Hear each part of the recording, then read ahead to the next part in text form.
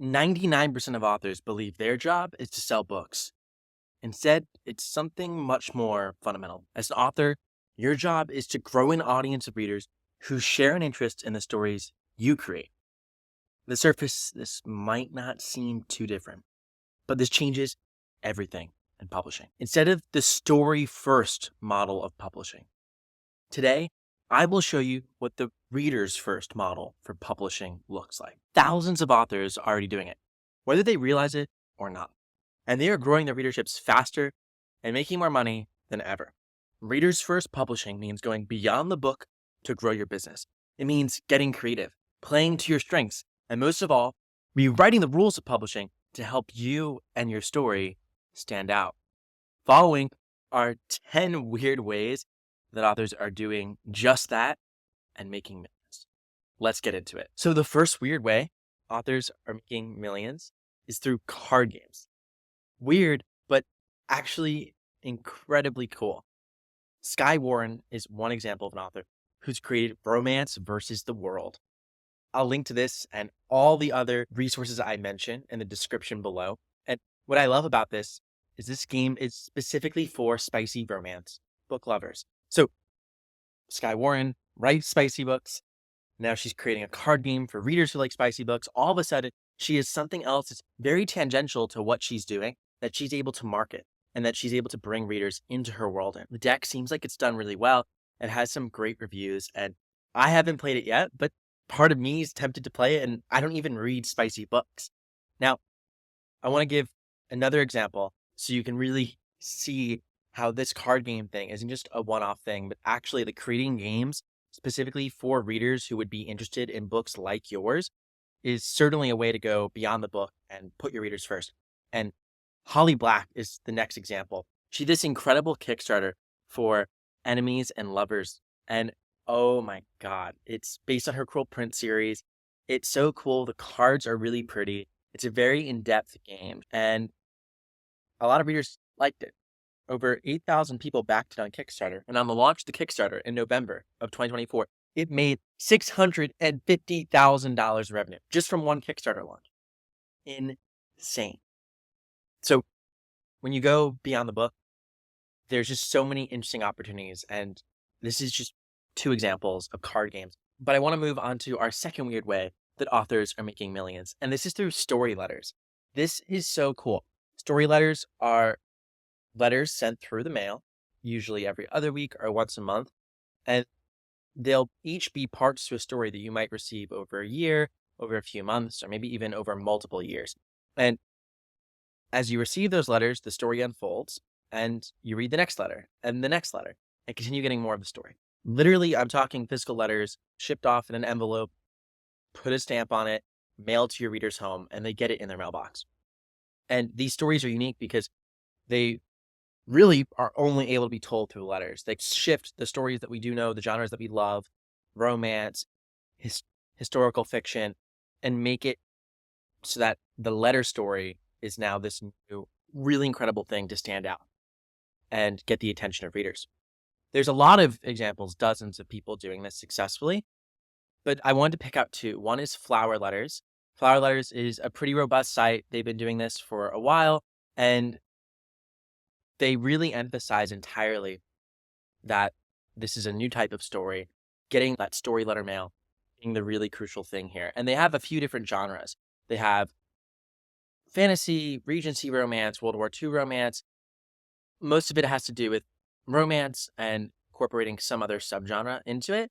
And it's a really cool company. And the other one is from a great friend of mine and someone who you'll hear more and more on the podcast. In fact, he'll be on next week, is David Vergutz, who created Scare Mail. And he's a multi-seven-figure author from this now. And it's horror letters. It's literally letters in the mail and a horror story told through the mail. This different packaging of a story attracts new readers, really helps these stories stand out, and as a result, grows the readership way more than they would if they were just selling books. Now, story letters don't work for every genre, and same thing with card games as well. It depends on your strengths, what you're interested in, and how you're able to brand it and really make something unique. So as you hear these weird ways authors are making money, Some of them might be weird for you, and some of them might be amazing for you. I'm going to move on to our third one.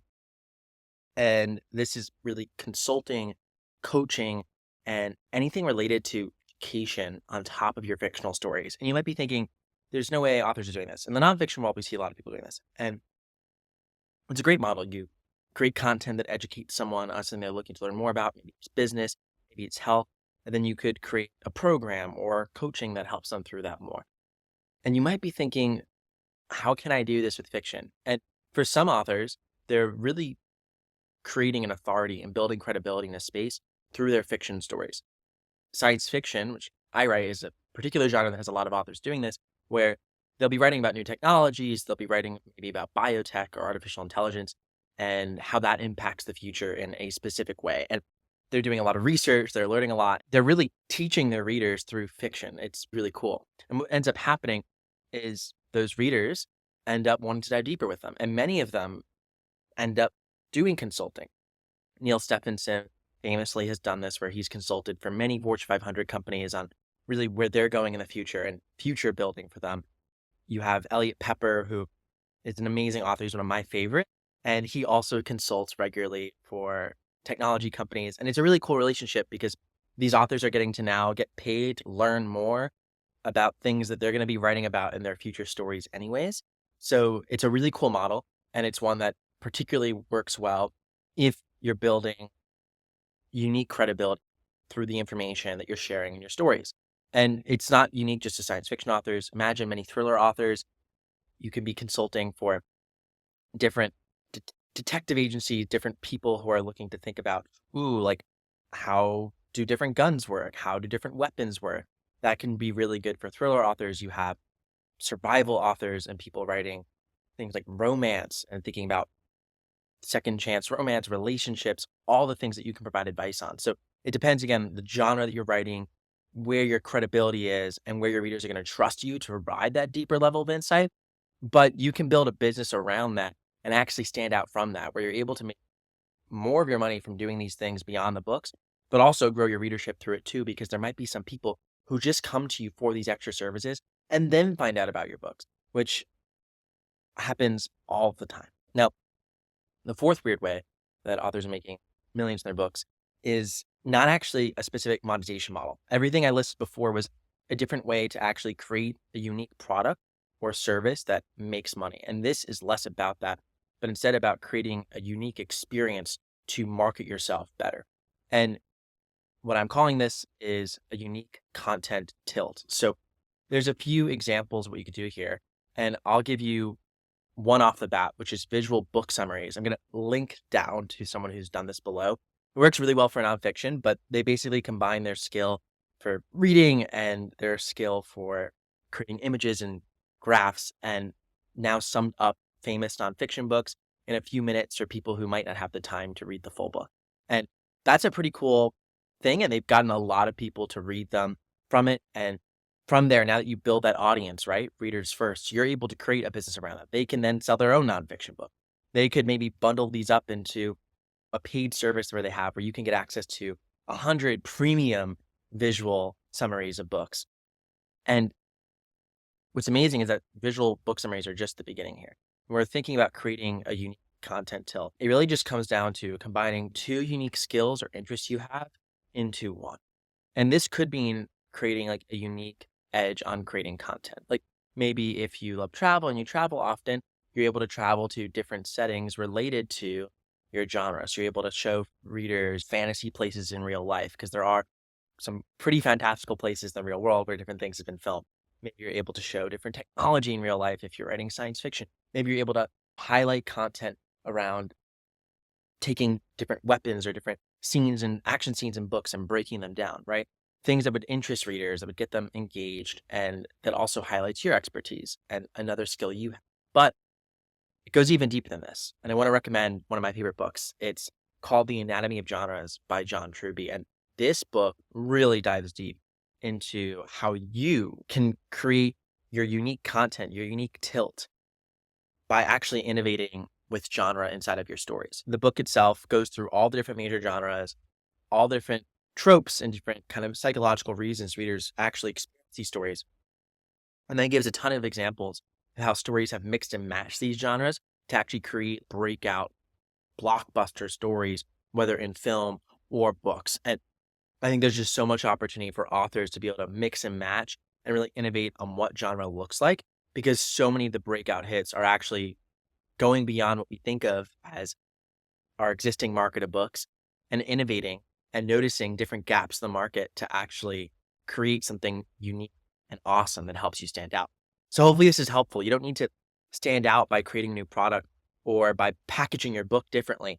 Instead, you can create a really unique story, but that already builds on these known genre conventions, and then use that as the thing that makes your book stand out when you're marketing. So the next thing you can do is underutilized attention markets. What I mean by this is when you have a lot of competition on a particular platform or channel for a specific type of content or specific kinds of books, it's more competitive. It's hard to stand out. So authors kind of arbitrage this, and they notice where in the market things are shifting and where there's maybe less attention or underutilized attention, and then actually use those resources or tap into those resources to grow their audience easier. So again, thinking readers first here, when we're thinking story first, it's very tough to actually think about, okay, I have this great story I want to write. Now, where does it go? Or here's the market for it. But now we're thinking way more granularly. Where do specific readers have an easy in? Where are we able to reach them much easier than other authors? Where can we notice a gap in the market and fill that through our marketing, not just our story, but through our marketing? And there's really three main ways to do this. The first is taking attention that already exists, but is underutilized in terms of actually sharing with them stories and books.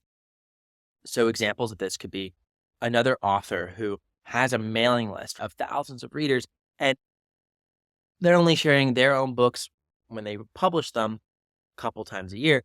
But those readers, they've got their inboxes there. They trust these authors.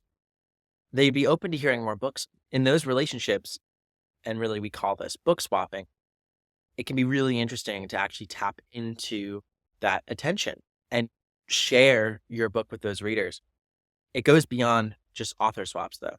It's influencer collaborations. It's podcasts that not only are just for books, but might tangentially be related to books or tangentially related to topics that are covered in your books.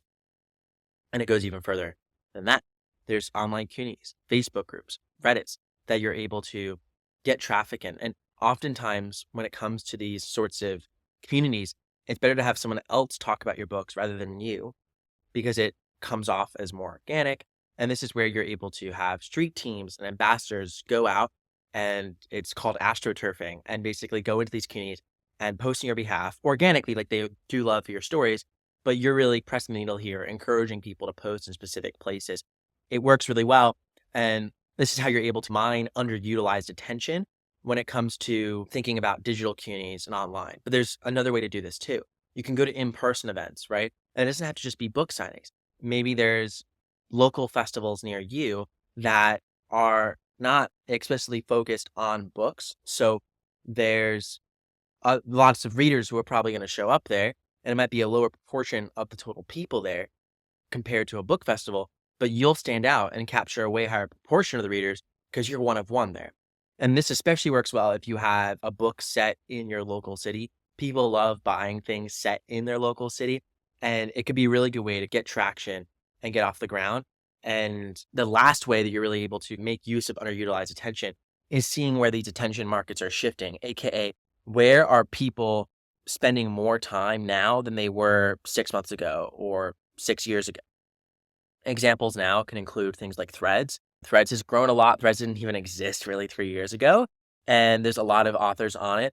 Is there an opportunity to actually tap into the reader community there and create content that has lower barrier to entry? And I'd constantly be looking for like platform shifts like this, because sometimes being an early mover to a platform doesn't work well if you're too early and it doesn't take off. But if something's been established for a little while, but it's still not mature yet, you do have an opportunity to make use of that. Now, the next thing I want to talk about, and this sixth weird way that authors can make millions in their stories is merch and other swag connected to your stories. Now, one of the biggest problems here is that when we think about merch and swag, we only think about our existing readership and integrating our IP into it. Whereas the bigger opportunity is oftentimes thinking about your readers first and how you can create merch and swag designed for discovery. AKA, how can you create different merch and swag that taps into a specific genre or market of readers so that everyone in that market and genre is interested in it? And then they're discovering you through your merch. And a great example of this is the author Only James. She's a huge romance author, and she's created a really awesome merch store that not only has some shirts and other content featuring her IP, but also has tons, and I mean this, tons of incredible stickers and other content that's like really focused just for an romance reader audience broadly. So that if you stumble upon this, you'll be like, oh, this is really cool. I want to buy this. And then it's, oh, wait, Only James writes books too. I guess I'm going to check those out. And where these things are really useful is when you're marketing to a cold audience, you're able to increase your conversion rate off the bat because you're creating something that has a little bit more of a broad interest, but that no one's really fulfilling yet.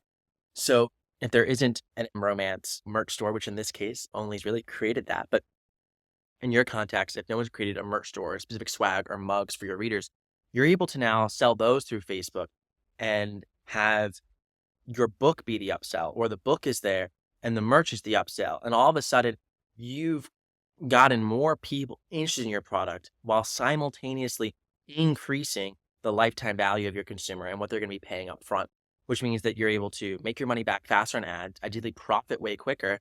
And this doesn't just tie into the ads. This also goes with any organic content, any marketing you do. Your marketing can go farther when you're able to actually create more experiences that are attuned to the needs of the readers that you're going to be serving with your books, which is exactly why selling more than just books can be a huge way to be successful as an author. And this whole thing, all these reasons and all these ways to make money as authors are less, hey, go out and do all 10 of these, but hey, think about one or two ways that you can branch out and go beyond the book, because the truth is so many of the successful authors, and increasingly the ones who are breaking through in this market today, are not thinking about books first, but instead thinking about their readers. Now, the seventh way that authors are making millions, that is pretty weird, but also really fun, is creating content on social media for readers and then building products specific for them. And this is similar to the last one, but the big difference is that they're building like true brands beyond just like merch and swag. We'll talk about like almost consumer packaged goods of sorts.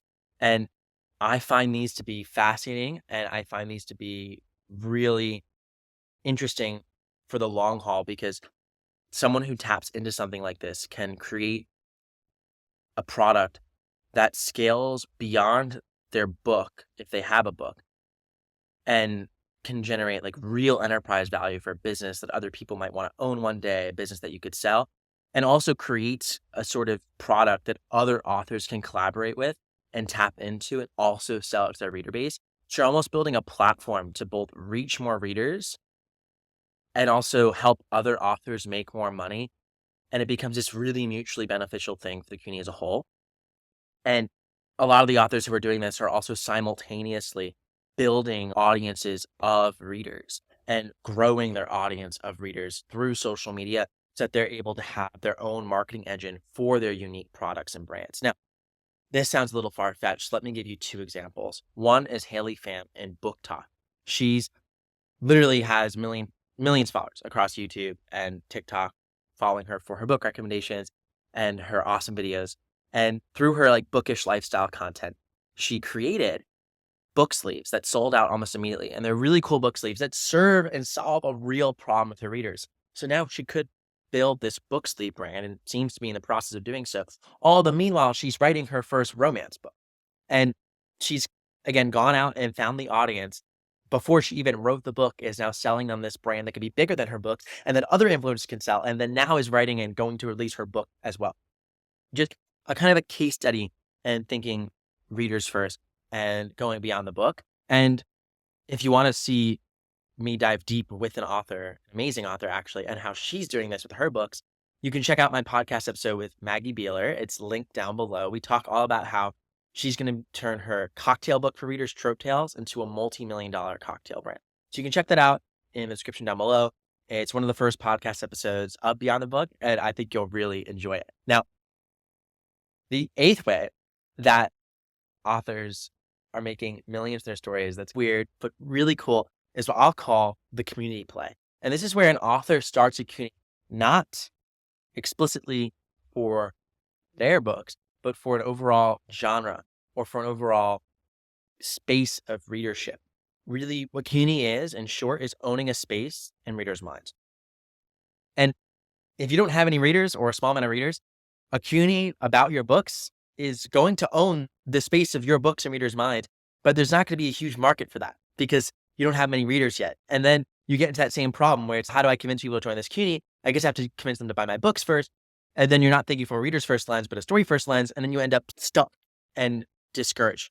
But if we think from a reader's first lens, we approach community completely differently. And Alaron Kong is the best example in this. He started the Lit RPG community on Facebook and has 25,000 members.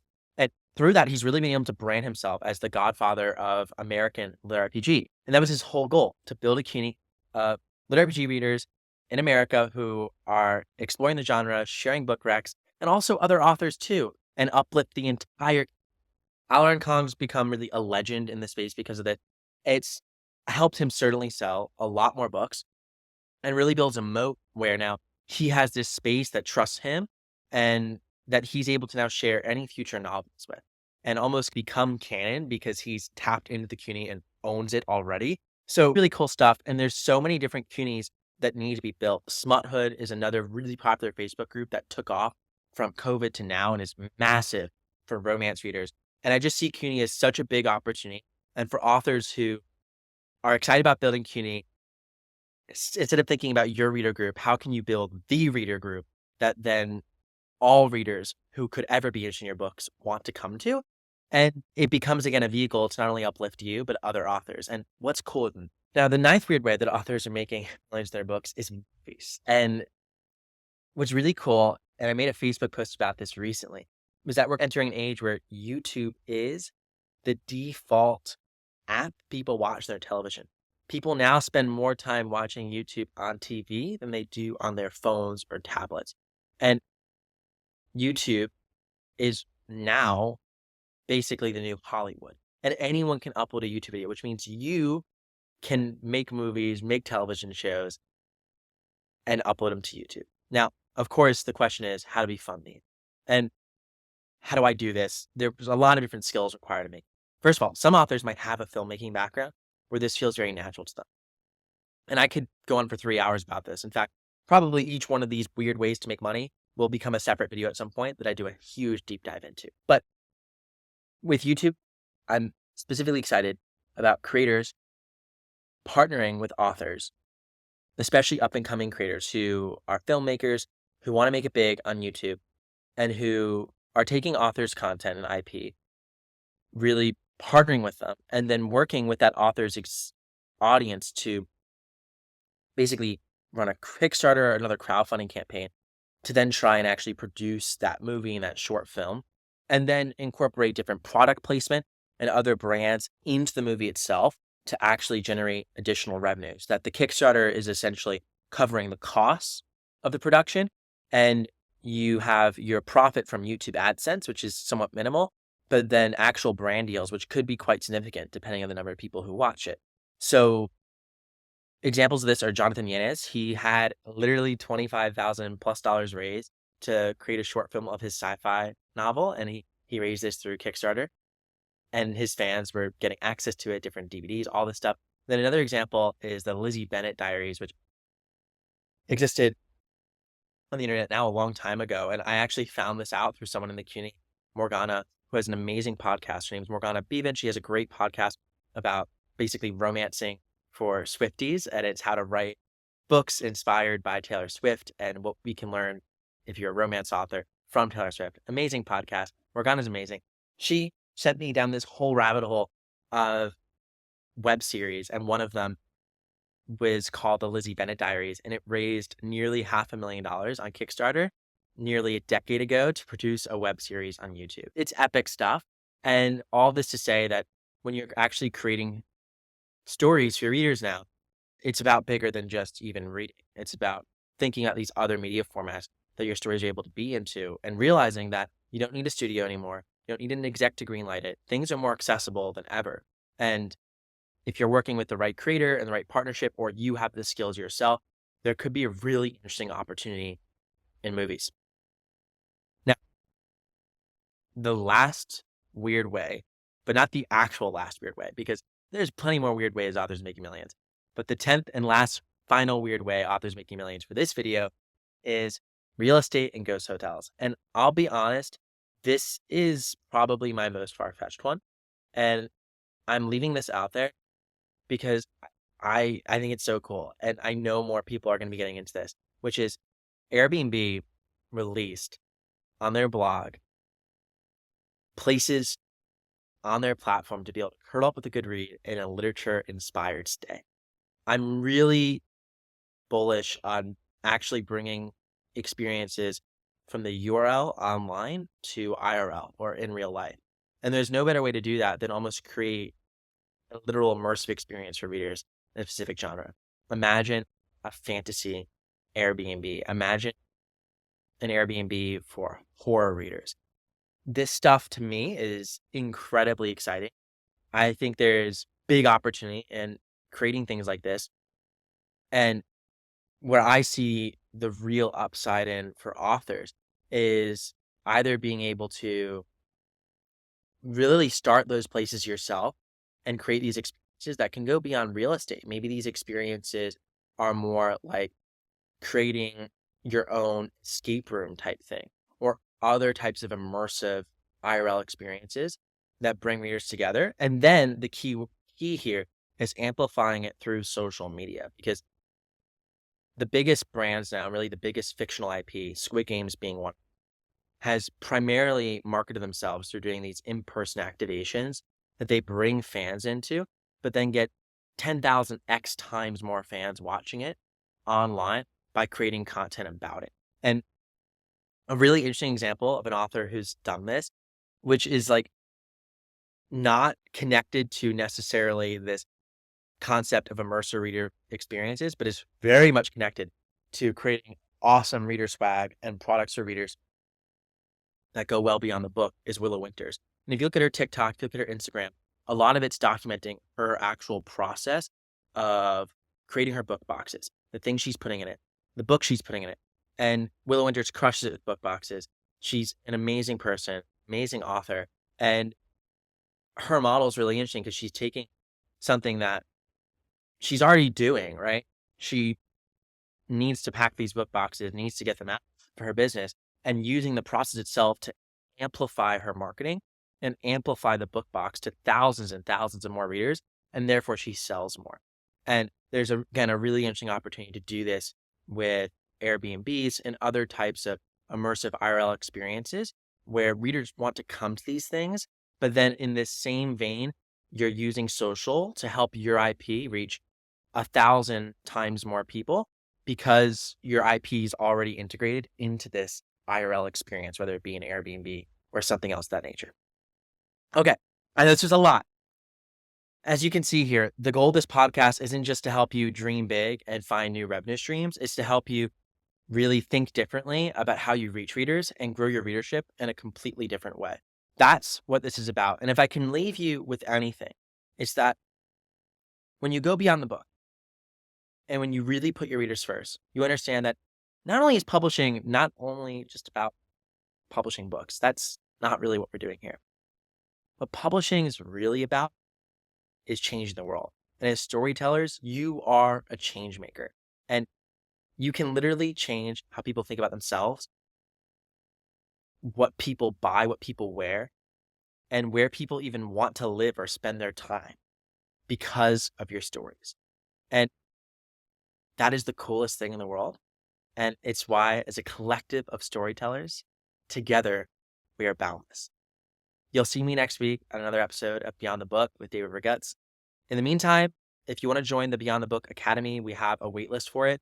It's where I'm going to help walk you through actually going beyond the book yourself and turning your story into an empire. So you can join the waitlist down below. I hope you all have an amazing rest of your day.